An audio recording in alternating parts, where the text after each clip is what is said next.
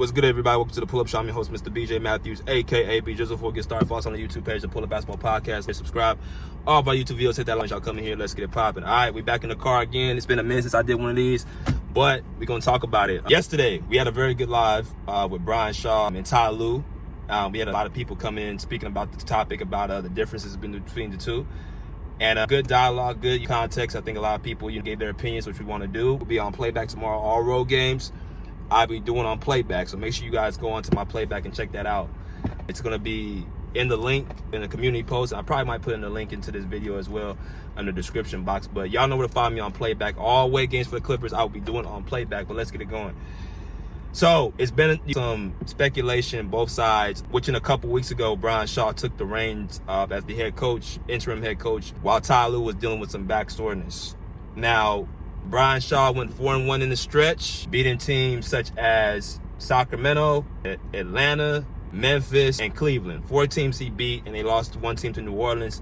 Before the last game against OKC, Ty Lue came back from his back spasms, and we lost that game. We dropped that game. So that's put a conversation from about 2 weeks up until now, whether to remove Ty Lue as the head coach and put Brian Shaw in that position. Now, my intimate thoughts, my certain thoughts, my thoughts that I want to share with y'all what I think the difference between these two guys is, and what I think the Clippers should value more of the other is very simple. I've said it, quoted in certain lives, but first off, Brian Shaw and Ty Lue, me asking Brian Shaw and Ty Lue questions even after post games and how they coach is a complete night and day.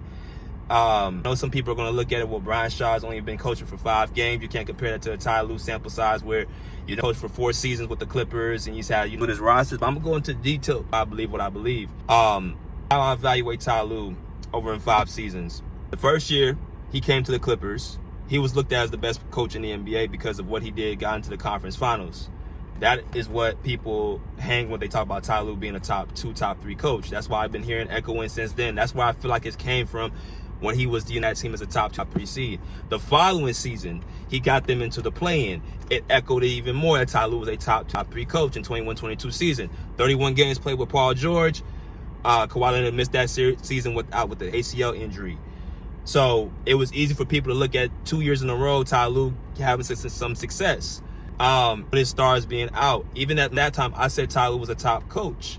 And then as time went on, three years later, you have to every single year, you have to evaluate a coach year by year. The following year in 2022-2023, Paul George missed a number of games. They still made the playoffs, made him as the 5th seed. But that year, you guys remember, Kawhi first year coming off that ACL tear, and Paul George was dealing with, management and stuff like that. But he was still they didn't get a lot of them during the season. And then in the playoffs, Paul George missed the series against the Suns, and Kawhi plays outside of two games. So people gave Ty Lue grace for that because of what he did the previous 2 years and what he didn't do. He had to go up in that 3rd year.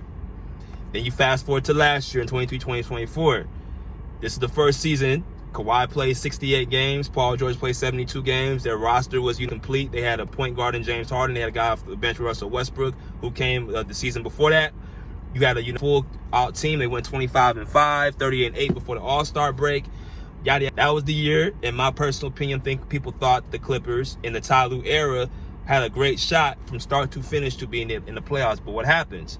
Kawhi Leonard goes down again with knee inflammation. All right, so that's 4 seasons with one of his 2 guys either being out or something just happens out of nowhere. So we give him grace for that as well. They're talking about Ty Lue. I'm speaking about how he's been coaching. And then you go into this season, no Paul George.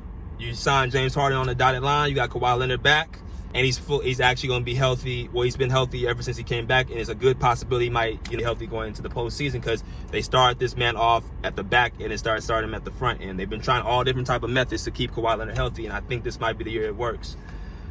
Now that you have your best player healthy, you have no excuses because I kept hearing James Harden was going to be the second option. Have so much defense around them. They have Jeff Van Gundy. I said, this is no excuse here this year.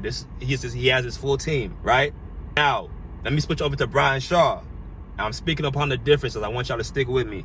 Brian Shaw has had coaching experience in the past. He's been an assistant coach with the Clippers the last couple seasons, but hasn't really had much of an imprint because, more in the, so he got his opportunity with Jeff Van Gundy being out for 2 weeks and Brian Shaw, the next guy in line. So what does he do? We get a chance to see what type of coach he is. We watched Brian Shaw win 4 out of the 5 games against teams who are either in the play-in or in the playoffs outside of the every team he beat. Sacramento, Atlanta, Memphis, Cleveland, they're all top. They're the playoff or playing team. So he faced some good competition. And when I watch coaching, I'm looking at a number of things. I'm looking at how the players respond. I'm looking at your rotations, the timeouts, the style of coaching. Do you value offense over defense? Do you value what type of style of play you value? Who you value on the court, right? Because we're going through a comparison between Ty Lue and Brian Shaw. Brian Shaw, from what I've seen, he values different things from what Ty Lue values, right? If you look at the games we won against Cleveland, against Memphis, against Atlanta, those 3 games we've had very, very big leads. We've won pretty decisively. Shaw, former player himself, just like Ty Lue. But if you look at the things that they value, they're 2 different things. Now back over to Ty Lue. In 5 seasons, he's been to 1 conference finals, right? And they offered this man a 5-year extension last year. Now, when you look at that 5-year extension, those go to usually coaches that win a championship. Now, because he didn't win a championship, I was scratching my head why they would give him a 5-year extension. Because when you look at guys like Mike Malone, Steve Kerr, Eric Spoelstra, anybody that's won a championship or has been close to winning a championship, those guys usually get those type of contracts. But they gave Ty Lue a 5-year extension because of what the masses say that he believe in him. I think personally it was because they didn't want him going to the Lakers, and they felt like LeBron was going to snag him from him, and that's why they gave him that contract. Because remember, the timing of that contract was last year. Ty Lue had an extra year on his contract, and then you start hearing rumblings in the reports that LeBron James would be interested in getting Ty Lue as his coach, especially with Darvin Ham on his way out the door. Well, the Clippers, like a lot of the players they signed, they tried to stop the Lakers from getting coaches that match up with the Lakers. To me, there's still this anxious attachment I still see the Clippers have with the Lakers, where they're afraid that they don't want them to, miss certain things. I think that was the whole thing with that. They gave Ty Lue that 5-year extension. It is what it is. They gave it to him, and now he has a chance to prove it. I've watched Ty Lue over a number of years. What he values guard play. He values guys who are high effective guards, who are offensive minded, a la Reggie Jackson, a la Russell Westbrook, a la now James Harden. He values undersized guards because he was an undersized guard, right? He also values offense, period. Marcus Morris, if you guys remember when he was here, down the stretch he was playing very bad the year before he left. And they said, basically, masses that Marcus Morris needed to be benched for Robert Covington. He never played Robert Covington over Marcus Morris. He kept putting Robert Covington on the side. He putting Terrence Mann on the side until the front office, in my personal opinion, got involved. And they forced Ty Lue to play him. But then Ty Lue goes back and Terrence Mann on the bench, forcing the Clippers to trade him. They value Kevin Porter Jr. this year over Terrence Mann, right? So these little things I'm seeing over the past few years is what Ty Lue values. He values small ball ever since the 21-21 playoffs, which could work at certain points, but for the most part, you want to have a full balanced roster where guys are playing at their position. Ty Lue, I've seen in the past, is putting guys out of position, much like Doc Rivers, who is his mentor. A lot of the coaching methods he's got is from Doc Rivers. So it's very of why they coach similar. Small lineups, offensive minded, choose to overplay their starters over going deep into their bench. And so that's what I see with Ty Lue. Now, it's because, he doesn't have the full roster. I've seen this man, even with a full roster, choose to be stubborn and not play the guys that are playing well over the guys who are, have the big names. And I'm going to get into that in a minute. But like I said, he values offense, he values small guard play. You switched over to the Brian Shaw mechanism. First game of the season, he coaches against the Sacramento Kings. Kawhi Leonard hits that game-winning shot. He, to me, values, and playing with Kobe and Shaq, wings and big men. What do we see in that stretch with Brian Shaw when Kawhi and Zubac? They are the 2 options. What do you see? Who's the ball going through? It's going through Kawhi and Zubac, more so than anybody. You have the mindset of Ty Lue, who seems to play outside in, who wants to ball in guard in James Harden and let him do what he wants to do, over Brian Shaw, where they run the sets through Kawhi and Zubac working from the inside out. Higher efficiency shots, more ball movement, and everybody's touching the rock, everybody's feeling a part of the team. That's Brian Shaw's coaching style. That's evident. That's easy to see. I don't need to see 3, 4, 5. I can see that in the first quarter. I can see that in the first game, what these guys value, who he played with, what he puts his trust in and belief in. And if you ask me, Brian Shaw, that style of play works from working from the inside. I've said it before. You're not going to win a championship putting your best player as the head of the system. That's only happened probably with Steph Curry and Isaiah Thomas in the modern day history. Other than that, you see guys like Jordan, Kobe, LeBron, Kawhi, PG, and Jimmy Butler. You know, years in the like these guys are 6'6" and up. These are big guys. These are big wings. You don't really see the teams get to the finals and winning. And Jason Tatum, right? Jaylen Brown, wings. That's who you put your trust and faith in. You don't put your trust and faith in a guard who plays one side of the basketball. But that's what Ty Lue chooses to do.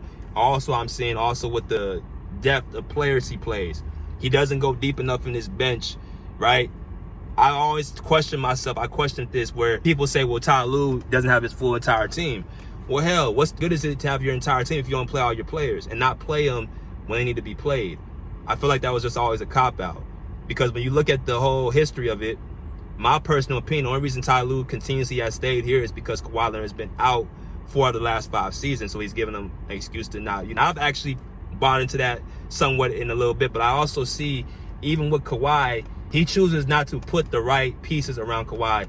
It doesn't know what actually makes him comfortable. He chooses to make James Harden comfortable. Lob threats, Visca Zubac as a screen and roller, point shooting. They're trying to build a team around a guy who hasn't proved to win a championship as the number 1 option, instead of putting the team around a guy who has been proven to be a number 1 option, highly efficient, plays both ways of the basketball, who plays a more winning style of basketball over guy who's an offensive guard, but when he plays up against a player, might be a little bit better than him.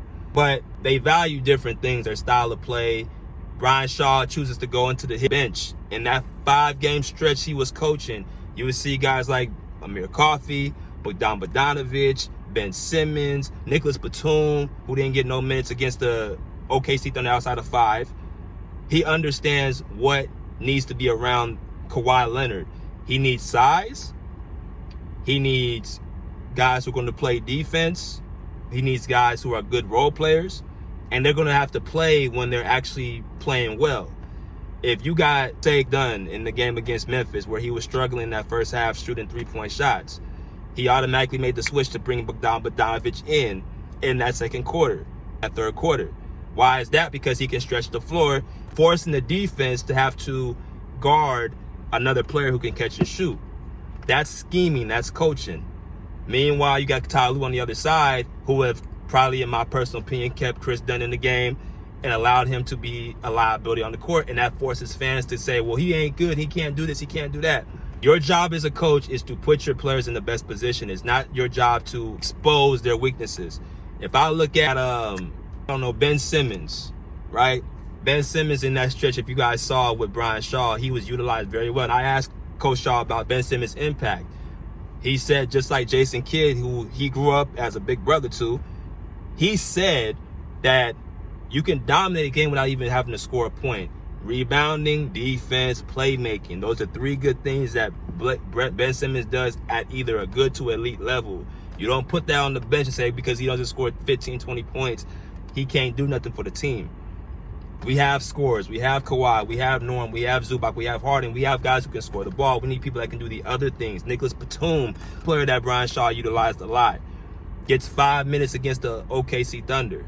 And again, you're trying to build a team, and this is a big difference between the two. Who do you value more? Do you value the 2-time champion, the two-way player, the guy that doesn't need the ball in his hands to make an impact, who plays through sets, over the guy who plays more isolation basketball, is typically a one-way player, who can be somewhat of a two-way player against competition? Who do you put your team around? Who do you value more? Because I've said it before, and I'm going to keep saying it over and over and over. Kawhi Leonard and James Harden do not fit. They play 2 different styles of basketball. Nobody wanted to believe me when I said it. Now we're seeing it. The biggest thing was we need to get Kawhi Leonard back on the court. We're going to start winning games. Not that easy. He's been back for 30 games. He's playing at a high level, healthy. And you still can see it's not even about his style of play. It's not even about how Kawhi plays. It's more about how the team is coached and what do you put around Kawhi. Same thing with Zubac getting 9 shots the other night. How weird is that? That you are coaching under Brian Shaw. He's getting 14, 15 shots throughout that entire stretch being utilized. The ball's coming through him. He's touching the rock. You have reports saying that this guy Zubac is a top 5 center in the league during Brian Shaw's coaching tenure, dominating Evan Mobley, dominating Jared Allen, right? How crazy is that now all of a sudden Ty Lue comes back, he gets 9 shots. See, before it would be James Harden doesn't give him the ball, but now I'm seeing even when James Harden is there, it's not even his fault. It's more through the coaching, which tells me another thing, that Brian Shaw will at least coach James Harden. He will sit certain guys on the court, on the bench if they're not playing well. Norman Powell, he sat Norman Powell on the bench, who I've advocated for all season. But nobody is too good to be benched. That's a coaching aspect. There are 2 different coaches.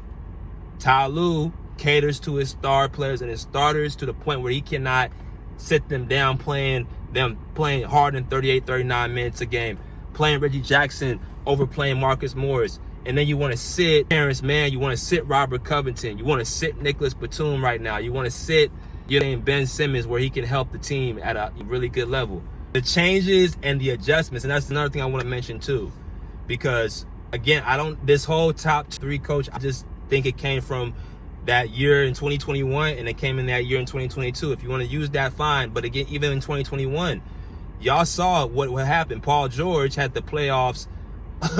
He was a top 3 player in the playoffs. He gets more credit to me over Ty Lue, but you didn't want to pay him. But you wanted to pay a coach who, from all intents and purposes, had a great roster at that season. So that's why I say, even with the adjustments in 21 against the Mavericks, the 2 games that they lost against Dallas, you had Luka Doncic picking on Ivica Zubac and Patrick Beverley. You had series against the Phoenix Suns in that game 2, where DeAndre Hayden got that alley-oop dunk. You had Zubac away from the basket and not protecting the rim, where there's only like 0.4 seconds left on the clock. DeAndre Ayton gets an alley-oop dunk. You have games where LeBron James goes off and picks on our weak defenders instead of having Kawhi Leonard guard him, because you want to do this heavy switch defense, which that's all LeBron's going to do is call for the defender off so he can get Kawhi off of him, instead of having your players fight through the screen. So that doesn't happen. You actually have a soft switch and allow LeBron James to cook over and over and over last year against the Clippers. I'm going through a lot of different things, but I'm telling y'all, I watch mistake. You playing undersized forwards at the center position. You got PJ Tucker overplaying him last year instead of using your size. You don't want to use your youth. You don't want to use Kobe Brown. You don't want to use Kai Jones. You don't want to use Musa Diabate. You don't want to use Brandon. You don't want to use these guys, but they go to different teams and they make an impact. They have size. That's what you tend to do. Brian Shaw, on the other hand, he will go deep into his bench. He will play the guys that are playing well. He will not shun guys because they are starters. He will sit you down. He will coach you if you need to be coached. A lot of people will not understand what I'm saying, but I'm telling y'all, if Ty Lue, and it's another thing too, we've been losing a lot of these games close. We lost to OKC without their 2 best players. How do you explain that? You can't explain it. You can't explain it. Brian Shaw and Ty Lue coach 2 different ways. Am I saying Ty Lue's a horrible coach? No. What I'm saying is that let's stop with this whole Ty Lue is so untouchable. Ty Lue can't be replaced. Because you have the defense with Jeff Van Gundy. It's been top 5. Your offense has been bottom of the tier the entire season. So who does that fall on? Does that fall on James Harden or does that fall on Ty Lue? You can say it's James Harden, that's fine, but Ty Lue, you're the coach. So that falls on you. I can sit up here and say our defense was bad because Kawhi Leonard was out, but Jeff Van Gundy did his job with guys who aren't even known as defensive players. There's no excuse. I personally believe this, bro. This will be the last thing I say.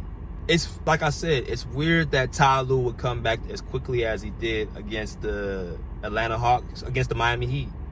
They faced the Atlanta Hawks, I'm sorry. They faced the Hawks. He comes back for that game, they win it. He goes right back out with his back situation. So that means he rushed himself back. And then he comes back against the OKC Thunder after the Clippers and won 2 good games. Now, there's reports that Brian Shaw has been talking to Ty Lue throughout the game. When he talked to Ty Lue, when is he pulling his cell phone out? Because when I see Brian Shaw coaching, he's too involved into the game. You're going to pull your cell phone out and be, unless an assistant coach is giving him orders, but I just don't see Brian Shaw as that type of person. I don't think he marches the beat of somebody else's drum. And based how Ty Lue and Brian Shaw coach two different ways, I don't think he's taking much advice from Ty Lue. He might be taking his, because he respects authority and he respects him as his friend. But Brian Shaw has his own style of coaching I think he's fully confident in. Just look how they both coach two different styles of basketball, if you really understand what I'm saying. That's nonetheless, man. Got some important games on this road trip coming up, and we'll see even further how this turns out. But I see a different vibe with the team when Brian Shaw was around. And as a player myself, coaching does matter. Who you choose to be a coach, that all matters. Choose how hard you play. It determines few seconds of games and stuff like that, right? It's a lot of stuff you can say. So that's all I gotta say about that. We'll be back on the next video. Pull up, see, pull up, check, pull it out. Peace. Out of here like swimwear.